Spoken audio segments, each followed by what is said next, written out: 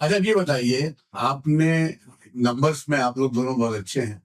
Animals के आपने number predict किए थे? एनिमल फिल्म के नंबर प्रेडिक्ट किए थे सही? इन्होंने किए होंगे। आपने किए थे? नहीं, मेरा ये ख्याल था कि फिल्म चलेगी, लेकिन जितने नंबर्स उसके आए उसकी मैं तुमको नहीं कर रहा। क्यों?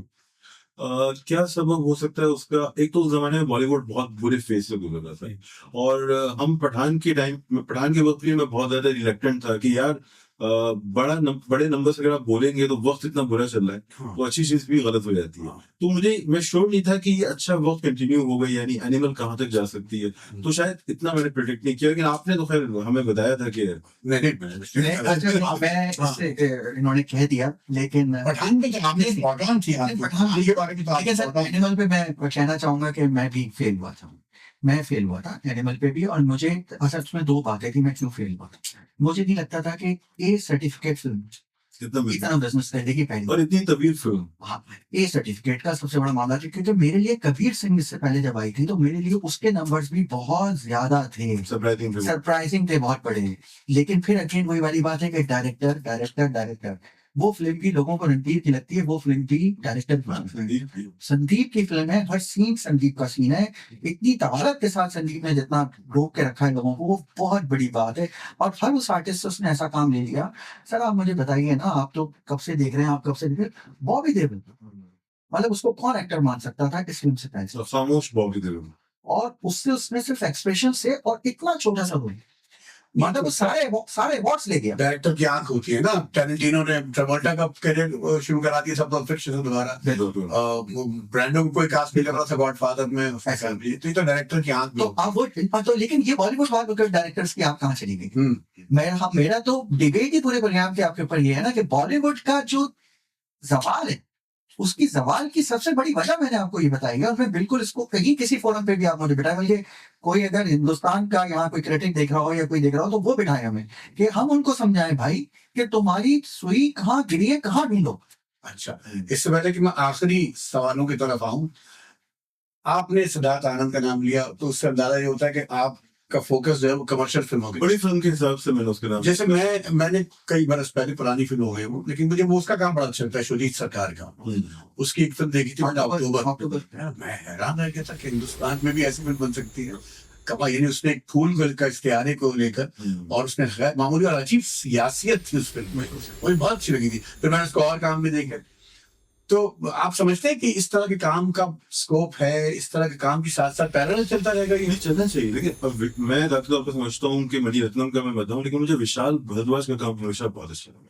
और मैं कहता हूँ कि शेक्सपियर भी बहस है कि शेक्सपियर को भी आमिर खान ने कहा कि सब शेक्सपियर को रिप्रोड्यूस कर रहे हैं, तो लोगों ने कहा कि भाई वो विशाल ने रिप्रोड्यूस किया, वो उसने तो अपनी दुनिया बात करी, उसने लग रहा था कि का करेक्टर लेके आ गया। बट तो विशाल का सिनेमा भी आना चाहिए, और इस तरह के जो दीगर लोग हैं उनका सिनेमा भी आना चाहिए। जो पॉइंट मैंने दिया कि बदकिस्मती से बॉलीवुड के अंदर जो कंटेंट ड्रिवन सिनेमा है, चूंकि आर्ट्स फिल्म का तो लफ्ज मेरे हाथ में पता ही नहीं जाता, मुतवादी सिनेमा का कंटेंट ड्रिवन सिनेमा जो आ रहा है उसको वो पजीराई नहीं मिल रही जो मलयालम या तमिल या तेलुगु सिनेमा में कंटेंट ड्रिवन सिनेमा को मिली। यानी वहां पे 6 करोड़ की फिल्म, जो कि अच्छी फिल्म है, 75-80 करोड़ का बिजनेस भी कर लेती है, और वो फिल्म होती है जो कमर्शियल एलिमेंट्स अपने अंदर नहीं रखती। लेकिन ये काम यहाँ नहीं हो पा रहा। इसी वजह से हम तो चाहेंगे कि विशाल भारद्वाज और फिल्म बनाए, अनुराग कश्यप फिल्म बनाए, उनकी फिल्म तो हम देखते हैं, उनसे सीखते हैं, समझते हैं, लेकिन वो बॉलीवुड में हो नहीं पा रहा अभी। अच्छा, एक सवाल है इसमें, मैं क्योंकि बहुत एक्सपर्ट हैं इकबाल साहब, और मैं सीखता हूँ साउथ, तो एक सवाल मेरा इकबाल साहब से। इकबाल साहब मुझे ये बताइए कि साउथ की फिल्म बनती है, साउथ में डब होती है हिंदी में, और वो 700 करोड़ का बिजनेस ले जाती है पुष्पा 2। एक फिल्म बनती है हिंदी में और वो डब होती है साउथ में, और वहां उसका बिजनेस बहुत मुश्किल जाके 1.25 करोड़ रुपए में जाके खत्म हो जाता है। मुझे बताइए साउथ वालों का दिल इतना ज्यादा नॉर्थ वालों के लिए छोटा क्यों है, और इनका दिल इतना बड़ा क्यों है? एक तो ये जो हिंदी वाले हैं, इनके पास पैसा बहुत है, ये जाके फिल्म देखने के लिए तैयार हैं। और ये वो होता है ना कि आप हमें अच्छा कंटेंट दो या वो जो हमें अच्छा लगे हम उसे देखना चाहते हैं। वहाँ वाले निस्बतन गरीब हैं, उनके पास स्क्रीन कम है और उनके अंदर थोड़ा सा तासुब मेरे ख्याल में ज्यादा है। ये बिल्कुल एक तयशुदा बात है। ये तो सलमान खान जैसे एक्टर ने कहा जो वहां बैठा हुआ है हमारे कहने से क्या होगा। तो 3 चीजें मुझे लगता है, एक तो उनके पास सरमाया फिर भी पैसा उनकी जेब में कम है, उनके पास स्क्रीन कम है। यहाँ 6,000 स्क्रीन है हिंदी में, वहाँ साउथ में जो टोटल स्क्रीन हर सर्किट में लगी होती है फिल्म, तब भी आप समझते हैं कि 4 से 5,000 स्क्रीन होती है। अब बाहुबली 2 ने सिर्फ हिंदी से 500 करोड़ किए और सारी जबानों से मिला के 500 करोड़, और पुष्पा ने जितने हिंदी में किए वो सारी जबानों में मिला के भी इतना नहीं कर पाए। तो हिंदी वालों के दिल खुले हुए किए, पैसा भी ज्यादा है और ये वो जायका देखना चाहते हैं। वहां वालों को शायद ये अजीब से नंबर्स है सर, क्योंकि आप नंबर्स की बात कर रहे हैं ना, आपको 700 करोड़ हाँ, ये नाम एक फिगर डब फिल्म है हिंदी में, जबकि उसकी जुबान कुछ और है। और फ्रेंच जबकि यहाँ से जवान जाती है, जबकि जवान का डायरेक्टर भी एटली है, कास्ट भी वही, कास्ट की भी वहीं की है शाहरुख खान के अलावा, उसके बावजूद वहां वो 1.25 करोड़ रुपए खर्च किए उनकी जुबान में जाके। तो हालांकि आप कितनी अजीब सी बात है सर, एक ही मुद्दे, आर्टिस्ट भी सब उसके ले रहे हैं, आप डायरेक्टर भी आप उनका ले रहे हैं, बट वो उसके बावजूद भी वो उसको वहाँ एक्सेप्टेंस नहीं है। और पुष्पा 2 ऐसी अच्छी फिल्म नहीं थी मेरे ख्याल से। और लेकिन सबसे बड़ी फिल्म ये है। लास्ट सेट ऑफ क्वेश्चंस आपसे शुरू करते हैं। आपके नजदीक अदाकारी क्या होती है? अच्छा, अदाकारी क्या होती है? अच्छा, फिर ये आप फिर वो एकेडमिक साइड की नहीं, नहीं, अच्छा सर, अदाकारी मेरे नजदीक ना एक ऐसा एक फॉर्म है, फनून है ना सर, फन है। फन का एक ऐसा सिमत है जिसके सब ऊपर आप रहते हुए जब अपना आप दिखाना चाहते हैं। हर आदमी अदाकार है, एक तो हर आदमी अदाकार है, एक तो खालिस्तान आप अदाकारी को अदाकार नहीं कह सकते। ब्रांडो वाली बात है ना कि हर इंसान अदाकार है। आप उसमें अदाकारी क्या है, तो अदाकार मेरे नजदीक तो बाय बॉर्न पैदा होता है, बाय बर्थ मेरे नजदीक कि एक अदाकार है वो कहीं पैदा होगा, हाँ आप उसको पॉलिश कर सकते हैं। अदाकारी मेरे नजदीक, मैंने अगेन आपसे कहा, जब भी आप मेरे सिर्फ फिल्म के मौजू पे बात करेंगे ना, मैं हमेशा से अदाकार को भी जिंदगी का एक वो किरदार अदा करने की बात करूंगा जो हर एक शख्स के अंदर मौजूद है। तो अदाकार की मेरे नजदीक जो डेफिनेशन है ना, वो यही है कि अदाकारी आप भी कर रहे हैं, अदाकारी मैं भी कर रहा हूँ, अदाकारी ये भी कर रहे हैं, अदाकारी हम सब कर रहे हैं। तो इसको आप सिर्फ और सिर्फ किसी ब्रैकेट में या किसी खाने में डाल करके नहीं कर सकते कि अदाकारी इसको कहते हैं।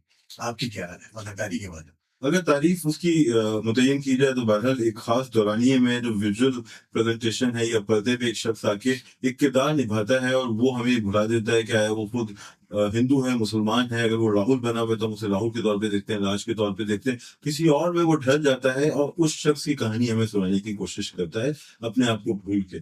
तकनीकी तौर पे तो ये होगा, लेकिन जाहिर सी बात है गहराई के अंदर जाके तो उसकी तारीफ और उसकी तशरीहात बहुत तवील है। लेकिन हम जो बड़े पर्दे पे देखते हैं तो हम एक किरदार को देख रहे होते हैं बजाय उस शख्स के जिसे हम जानते हैं। जैसे ऑफ स्क्रीन का आमिर खान अलग है और मंगल पांडे का आमिर खान अलग है, तो हम मंगल पांडे को देखना चाहेंगे जब वो स्क्रीन पे आएगा। तो ठीक है, मैंने सवाल इसलिए पूछा कि आप दोनों शाहरुख खान से ऑब्सेस्ड नजर आते हैं।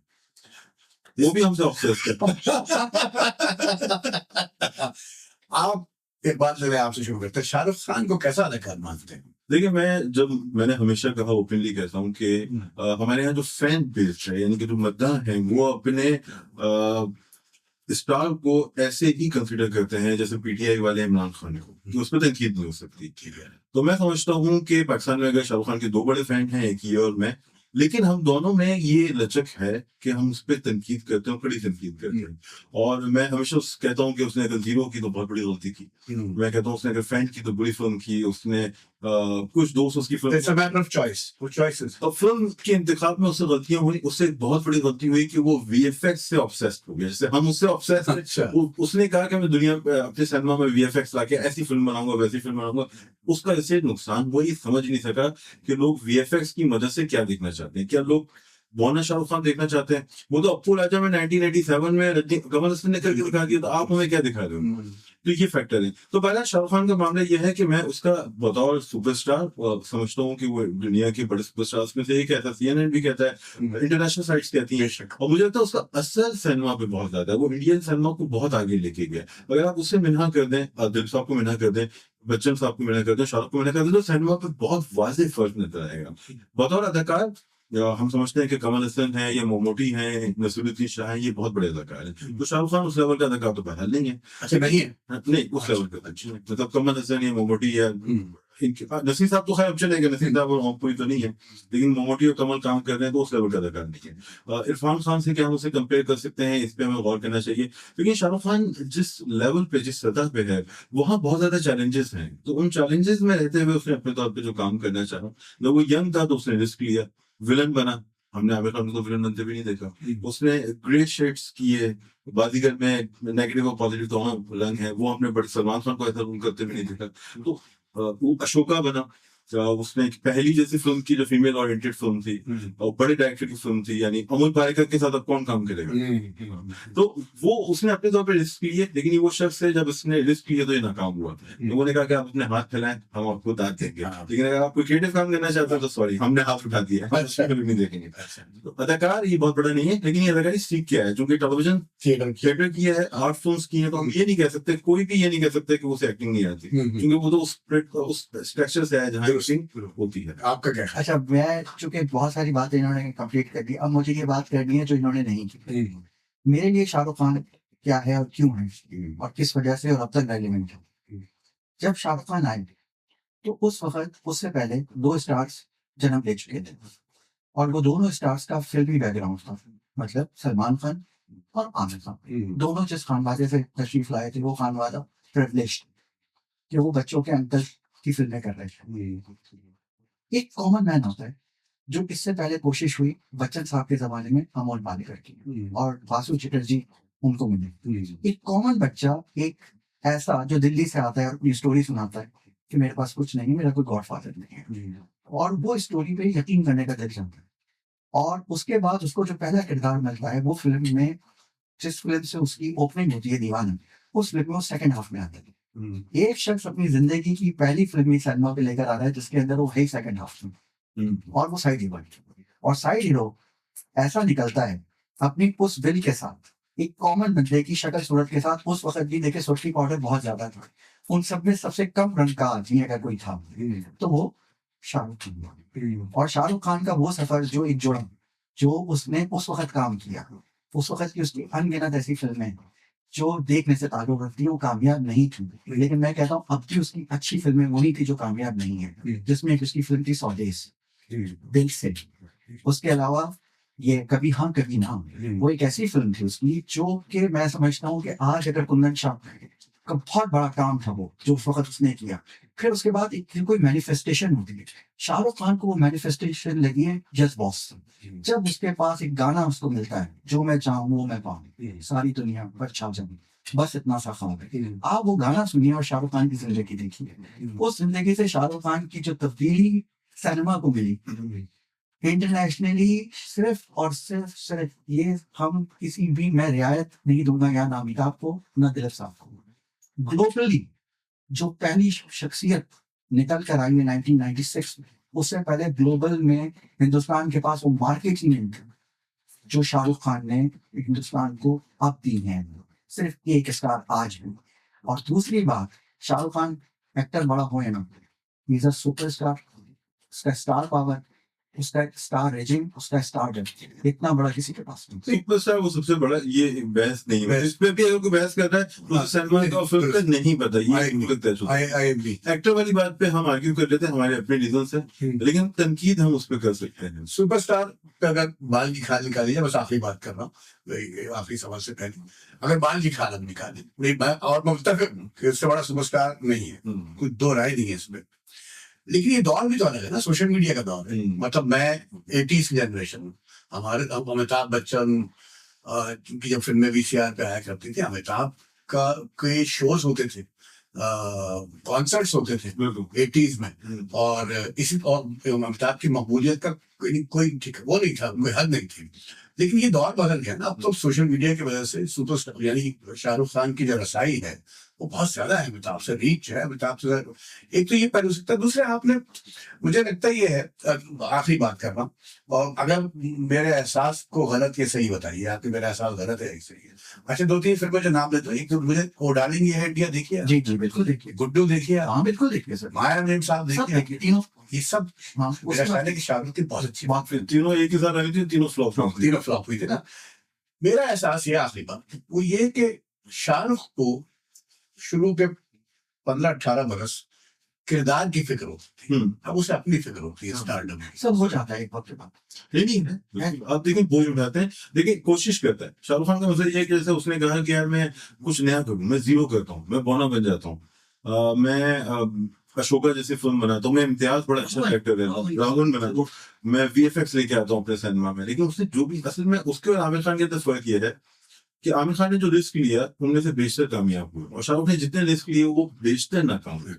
तो इस वजह से अब मेरा उसकी फैन की हैसियत से और एक क्रिटिक की हैसियत से मशवरा है कि कोई रिस्क मत लो। आप 60 साल के हो गए, 60 बरस के हो गए, आप बस सुपरस्टार वाली फिल्म्स करो जिसपे लोग सीटी बजाएं, तालियां पीटे और सिनेमा के बाहर निकल के बोलेंगे पैसा वसूल है। और क्योंकि अब ये काम आप दूसरों को कर देते हैं। और एक बात और, शाहरुख खान की जैसे चॉइसेस पे बात हुई, एक इंसान की फिजिकल फिटनेस भी लेकिन हर जमाने में होती है। आज शाहरुख खान की जो उम्र है, जब अमिताभ की वो उम्र थी तो अमिताभ मौकते कर रहे थे, वो 57 में कर चुके थे। 57 में शाहरुख खान की अभी 58 59 की 60 का हो रहा है। शाहरुख खान 60 में क्या कर रहा है जवान में, पठान में, और अमिताभ क्या कर रहे थे 60 में। अच्छा, जवान एक इम्पोर्टेंट फिल्म थी। हमारे यहाँ लोग करते ये हैं कि वो जनरलाइज कर देते हैं, अरे पठान जवान और फलानी फिल्म। मैं कहता हूँ कि आप पठान को जो कह रहे हैं उस पर आप कहें, जवान एक अलग कहानी है, उस पर कभी बात हो सकती है, पूरा पॉडकास्ट हो सकता है। होता फिल्म आपको पसंद है, लेकिन वो एक अहम फिल्म थी क्योंकि वो 6 से 7 इश्यूज को डिस्कस कर रही थी। जब आखिरी इलेक्शन हुआ तो उसकी वीडियो क्लिप्स वायरल हुई जिसमें वोट की अहमियत को उजागर करने के लिए तो उसको राजदीप सरदेसाई जैसे जो जर्नलिस्ट है उसने एटलीस्ट कहा कि आपने एंटी एस्टेब्लिशमेंट फिल्म बनाई। तो हमारे यहाँ फिल्म को समझने का क्या तरीकेकार है मुझे समझ में नहीं आया। तो लोगों को थोड़ा गौर जरूर करना चाहिए कि फिल्म आपसे क्या कह रही है। बात इसमें कुछ ऐड करना चाहेंगे? ऐड आप इस बात में ये कर सकते हैं कि आप देखिए कि उस पूरी कंपेन को, पूरी फिल्म की जो क्लिप की बात करें, कांग्रेस ने जिस तरीके से इस्तेमाल किया, आज वो कांग्रेस 12 साल हो गए मुझे को, 12 साल से वो अपोजिशन में, लेकिन जितनी स्ट्रॉन्ग अपोजिशन इस फिल्म के आने के बाद कांग्रेस की इस वक्त वहां मौजूद है राज्यसभा में, इतनी मजबूत कांग्रेस कभी मौजूद नहीं थी। उसका वो मैसेज जो होना था, जो कन्वे होना था, उंगली की ताकत, वो पूरा का पूरा तमाम जलसों में उन्होंने चलाया, तमाम चीजों पे चलाया। तो जो अहम बात है वो यही है कि ये इस वक्त की मदर इंडिया है। जवान इस वक्त की मदर इंडिया है हिंदुस्तान के सिनेमा के लिए। इसका फायदा वो बॉलीवुड उस तरीके से नहीं उठा पाए, और अब हमें उम्मीद है बिल्कुल कि अब शाहरुख खान की आने वाली फिल्म दोबारा बहुत बड़ा एक सपोर्ट देगी बॉलीवुड, क्योंकि बॉलीवुड इस वक्त जो कुछ कर रहा है, अभी भी इनका जो कुछ होने जा रहा है, ये अभी रिलीज होने वाली। तो आज खबर आई कि वो लीक हो गई है, इसका एचडी प्रिंट लीक हो गया। मतलब आज चूंकि मिडिल ईस्ट में वो फिल्म, आज ये जो सब बात कर रहे हैं, मिडिल ईस्ट में एक दिन पहले रिलीज हो जाती है, तो वो उसका जो प्रिंट रिलीज हुआ है कल वो हिंदुस्तान में रिलीज होने जा रही है, पूरे हिंदुस्तान में। सिकंदर के साथ भी एक्सेप्ट गई हुआ, जो लोग अपनी फिल्म महफूज नहीं बना सक रहे पायरेसी की वजह से। आप मुझे बताइए, बहुत बड़ा सेगमेंट है कि आपको मोबाइल फोन में भी आ जाएंगे उसमें। अरे यार, मैं तो गुफ्तगू खत्म कर चुका था, लेकिन आप दोनों की इतनी दिलचस्प गुफ्तगू हुई नहीं, हम तो नहीं। एक और बात है, अभी हम रिकॉर्डिंग से पहले एक सिलसिला चल रहा था, एआई को आप कैसे देख रहे हैं, आर्टिफिशियल इंटेलिजेंस को फिल्म की दुनिया में आप इसकी इन्वॉल्वमेंट कैसे देख रहे हैं, नुकसानदेह या फायदेमंद, क्या कैसे देख रहे हैं आप? अच्छा सर, मैं पहले इसको थोड़ा सा बताऊंगा। सर, शुरू से जुमला सुनते आए हैं आप और हम सब, कैमरा ट्रिक वो क्या था, वो क्या था? मेरा आपसे सवाल। टेक्नोलॉजी तो कहीं ना कहीं उसमें, तो सर टेक्नोलॉजी तो कहीं ना कहीं थी उसमें ना। अब वही नाम बदलते बदलते बदलते सीजीआई है, सीजीआई के बाद वही नाम बदल के वीएफएक्स हो गया। अब वीएफएक्स वाला नाम बदल के फिल्म की बात कर रहा हूँ, अब आ गया आर्टिफिशियल इंटेलिजेंस। तो मैं ये बता रहा हूँ कि टेक्नोलॉजी ने अपने आप को आगे पहुंचाया दुरुस्त। अभी मुकम्मल तौर पे, क्योंकि मेरे पास, हम जहाँ काम करते हैं या जहाँ हमारा सेटअप है, वहां इसके हमारे पास सॉफ्टवेयर मौजूद है, लाइसेंस, तो हम उसके अंदर कुछ जहतों पे काम कर रहे हैं। सिर्फ अभी इसमें टाइम है थोड़ा सा, बहुत सारी जुज़वियात जो फिल्म के लिए जरूरी होती है, अभी इसको वहां तक पहुंचने में थोड़ा सा दरकार है। मे बी आगे 3-4-5 साल के अंदर ये मुकम्मल इसको, इसकी पूरी मामलत फिल्म के शोबे में एआई की आ जाएगी। लेकिन अभी पूरे शोबों में एआई जो है वो वहां पर मुकम्मल तौर पर अपनी दस्तरस पे कामयाब नहीं हुआ है। अभी इस पे काम हो रहा है, इस पे लोग काम कर रहे हैं, तो बहुत जल्दी आप कोई पूरी की पूरी फिल्म एआई के ऊपर अभी नहीं देखेंगे। एक आध जो रिलीज भी हुई हैं, वो भी उस तरीके से लोगों को पसंद नहीं आएंगे, समझ में भी नहीं आएंगे, क्योंकि जो रियल सिनेमा है अभी तक उसकी फील लोगों के पास मौजूद है। नहीं, मैं इससे पहले के बात जवाब दें, असल में पूछना मैं ये चाह रहा था कि आपने जैसे कैमरा टेक्निक की बात की, ये तो टेक्निकल साइड है ना, अब तो ह्यूमन रिप्लेसमेंट हो रही है। मुमकिन है कि यानी शाहरुख खान को किरदार मतलब वो हायर ही ना करें और शाहरुख खान की इमेज पे काम कर रहे हैं। वो तो मैंने टेक्निक बताई कि अभी उसमें टाइम है, कुछ दिनों में हो जाएगा, अभी उसमें टाइम है, अभी हाथ से ही नहीं बन रहे, मूवमेंट से ही नहीं बन रही, आवाज पे काम ज्यादा हुआ है। जो शख्सियत है ना, वो शख्सियत निकाली उस तरीके से पूरी मुकम्मल तौर पे नहीं आई, कहीं पाँव गलत हो रहे हैं, कहीं फिंगर्स गलत हो रही हैं, मतलब इसमें फिनिश नहीं आया है, फिनिश नहीं आया, अभी नहीं आया है, आएगा 100% आएगा सर, 100% आएगा। ये बात तो आपके दिल में है कि जब ये ओपेनहाइमर और बारबी रिलीज हो रही थी तो एक तो कंट्रोवर्सी उनकी क्लैश की थी, और दूसरी ये कि उस वक्त जो हॉलीवुड था वो अपनी तारीख की सबसे बड़ी स्ट्राइक शुरू कर रहा था, जो आर्टिस्टों ने की थी। आर्टिस्टों ने कॉल दी थी और बाकायदा इवेंट्स छोड़ के वो चले गए थे, और उसका फंडा यही था कि यार ये जो तुम एआई लेके आ रहे हो, इससे जो हमारा कैरियर खत्म हो जाएगा और हमारा जो इंटेलेक्चुअल राइट्स हैं उन पे जर्ब लगेगी, चूंकि तुम हमारी आवाज की राइट्स ले लोगे और हमें एक बार पे करके 10,000 बार 10,000 प्लेटफॉर्म्स पे उस आवाज का इस्तेमाल करोगे और हमारे चेहरे के राइट्स ले लोगे। तो उस पर ये बहस तो वहां जारी हो, वहां एक बड़ी स्ट्राइक हुई है, और उन्हें ये एहसास है कि अगर आप टेक्नोलॉजी की हद तक उसे ला रहे हो कि म्यूजिक को रिफाइन करना है, लाइटिंग को बेहतर करना है, तब तो ठीक है, लेकिन अगर आप इंसानों को, खासतौर पर अदाकारों को रिप्लेस कर रहे हो तो उनके अंदर तहफ्फुज़ात पाए जाते हैं। इंसान के रिप्लेस हो पाएंगे, दुनिया में सब कुछ मुमकिन है, नामुमकिन तो कुछ भी नहीं है, लेकिन हमें देखना होगा कि चीजें आगे किस तरह जाएंगी, क्योंकि जो सबसे बड़ी इंडस्ट्री है दुनिया की, बॉलीवुड हो या हॉलीवुड हो, अपने साइज के असर के एतबार से वो डिजिस्ट तो उसने किया है, उसने मज़ाहमत की है उसके खिलाफ, हमने देखा कि इतनी बड़ी स्ट्राइक के जरिए, और वो आगे भी करेंगे, तो वो इसको अपने एक दुश्मन समझ रहे हैं। और मेरा ये ख्याल है कि अगर ए.आर. रहमान मौजूद है और उसके पास एआई है, टेक्नोलॉजीज हैं, तब तो अच्छी चीज निकलेगी। लेकिन अगर आप सोच लो कि ए आर रहमान निकल जाए, वो AI tool A R Rahman बन जाए, तो शायद वो होना मुश्किल है। ये आपकी बात से मैं ये अक्स कर रहा हूँ कि बहुत जल्द इस पर रेगुलेशन भी, कवानीन भी बनेंगे, है ना, ताकि, क्योंकि इसके साथ तो क्राइम भी बढ़ेगा ना, एआई के साथ तो क्राइम भी बढ़ेगा, जैसे कि कहीं ना कहीं रोकना पड़ेगा, कहीं ना कहीं तो उसे रोकना पड़ेगा। पाकिस्तान फिल्म इंडस्ट्री के लिए भी तो कोई बात कीजिए कि कोई होप है हमारे पास भी या नहीं, हमारी इंडस्ट्री है नहीं है, हम कहाँ जा रहे हैं पाकिस्तान की वजह से। भाई पाकिस्तान में तो सबसे सादा सा असूल है कि अगर आपके पास सिनेमा एक्सपीरियंस है तभी आपका सिनेमा खड़ा होगा, आपके पास सिनेमा एक्सपीरियंस है नहीं तो फिल्म्स अगर बनेंगी तो वो लगेंगी कहाँ। आप मौला जेट जैसी फिल्म बना रहे हैं तो उसे लगाएंगे कहाँ, अगर आपको इंटरनेशनल मार्केट नहीं होती तो मौला जेट पे लगने वाला पैसा कहाँ से आप वसूल करते हैं। या अभी जो लव गुरु आ रही है, आप बता रहे हैं कि 28 से 30 करोड़ का बजट है, तो आप वो बजट रिकवर कहाँ से करेंगे। वो तो शुक्र है कि आपके पास आप इंग्लैंड में फिल्म चला लेंगे या आप अपने क्या कहते हैं दुबई में फिल्म चला लेंगे, अदरवाइज तो पाकिस्तान से तो आप पैसे रिकवर नहीं कर सकते। बहुत लंबी कहानी है, लेकिन मुझे ऐसा लगता है कि 1995-96 के अंदर जो फिल्म बन रही थी पाकिस्तान में, जो उर्दू फिल्म बन रही थी, जब सईद नूर साहब दुपट्टा जल्दा है बना रहे थे, जब संगीता निकाह बना रही थी, जब शान जो है वो अपना हॉलीवुड स्टाइल की फिल्म लेके आया था, गन रोजी चाहिए, इसकी लाइटिंग अलग थी, म्यूजिक अलग था, जावेद शेख साहब कुछ इनोवेशन कर रहे थे, सोनू निगम को अपनी फिल्म में गवा रहे थे। वो जमाना अगर चलता रहता तो शायद आज कम से कम पाकिस्तानी सिनेमा अपने दौड़ता नहीं, लेकिन शायद अपने पैरों पर खड़ा हो जाता।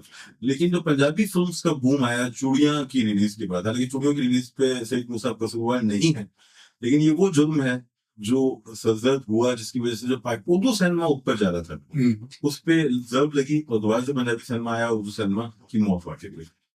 मौला जट की कामयाबी और बेपनाह कामयाबी को आप एज एन एबरेशन देख रहे हैं कि वन ऑफ चीज है, ये कोई इस तरह की चीजें बार बार नहीं हो सकती, या कोई उम्मीद अफजा बात है। मौला जट जैसी फिल्म दोबारा बनाए तो दोबारा वो उतना बिजनेस ना कर सके, लेकिन उसके करीब तो जरूर जाएगी, क्योंकि आपको जो इंटरनेशनल ऑडियंस मिल रही है वहां से आपका रेवेन्यू वापस आ रहा है, सरमायाकारी आपकी वहां से वापस आ रही है। पाकिस्तान में तो वो सिनेमा नहीं है, कितने दिनों तक आप मौला जट दिखाते रहेंगे। अगेन मैं यहाँ वही वाली बात कहूंगा, वो हर जगह कोई फार्मूला लगेगा सर, पाकिस्तान में भी वही फार्मूला है सर। पाकिस्तान में फिल्म डायरेक्टर नहीं है, मैं आपको ये सर पाकिस्तान में फिल्म डायरेक्टर नहीं है, जो भी हो ड्रामा डायरेक्टर है, ठीक है। क्या फर्क है दोनों में? सर बहुत फर्क है, टेक्निकी का फर्क है, विजन का फर्क है, आई का फर्क है। देखिए एक बात को समझिएगा, बिलाल लाशारी ने कोई ड्रामा डायरेक्ट नहीं किया था, उसने वॉर बनाई, अच्छा, और फिर उसने बनाई मौला जट, जिसका आप बार बार जिक्र कर रहे हैं, ठीक है। आज वो पूरे का पूरा एक सीजन डायरेक्ट कर रहा है वैलो का जो सीजन 3 है, आप उसमें उसकी क्रिएटिविटी देखिए।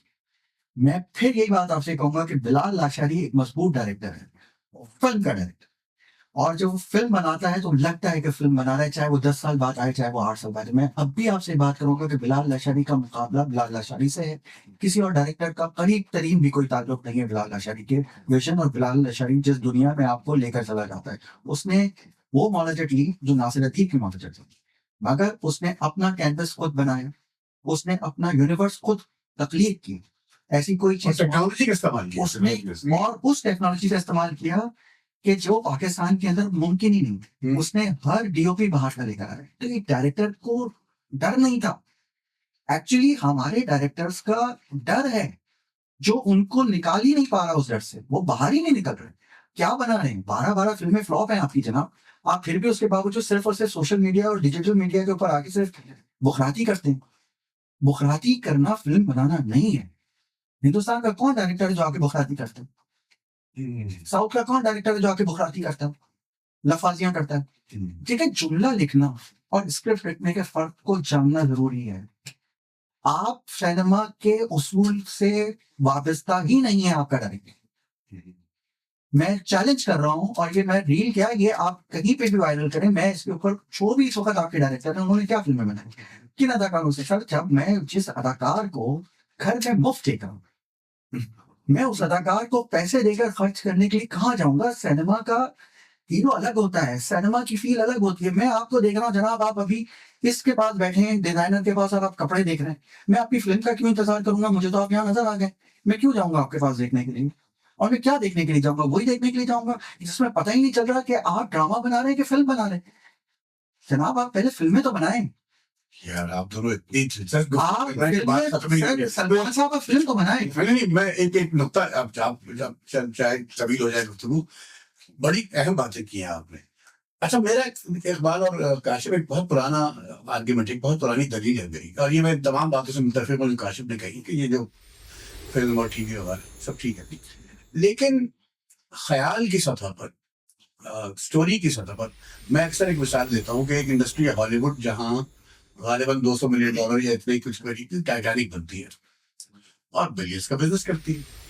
उसी इंडस्ट्री में आगे पीछे 1-2 बरस एक फिल्म बनती है, द ब्लेयर विच प्रोजेक्ट, जो हैंडी कैम से बनती है और $12,000 में बनती है, $11,000 बनती है, और वो भी मिलियंस का बिजनेस करती है। मेरा सवाल ये पुरानी मेरी दलील है, पुराना सवाल है कि भाई ख्याल की सतह पर, कॉन्सेप्ट की सतह पर, कहानी की सतह पर तो कोई, अभी आपने जैसे साउथ इंडिया का जिक्र करते हुए आपने कहा रिस्क टेकर है, बड़ा अहम पॉइंट था कि वो रिस्क टेकर है।